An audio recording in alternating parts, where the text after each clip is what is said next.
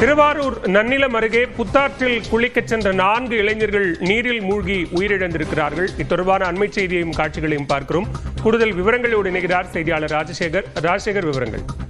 பாலவேல், திருவாரூர் மாவட்டம் நன்னிலம் வட்டத்துக்கு உட்பட்ட பகுதியில் காவிரியின் கிளையாறான புத்தாறு பாய்ந்து வருகிறது. இந்த ஆற்றில் மேட்டூர் அணையிலிருந்து திறக்கப்பட்ட தண்ணீர் காரணத்தாலும் கடந்த 2 தினங்களாக பெய்து வரும் கனமழையின் காரணமாகவும் நீர்வரத்து என்பது அதிகமாக இருந்து வருகிறது.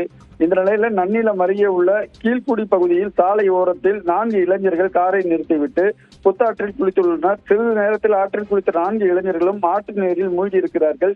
இதனை பார்த்த அப்பகுதி மக்களும் இளைஞர்களும் ஆற்றில் குதித்து அவர்களை காப்பாற்ற முயற்சி செய்துள்ளனர்.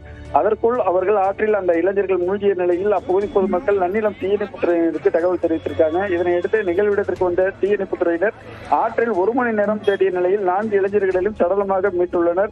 இதுல பாத்தீங்கன்னா இந்த 4 பேர் உடல்கள் நன்னிலம் அரசு மருத்துவமனைக்கு கொண்டு செல்லப்பட்டுள்ளனர்.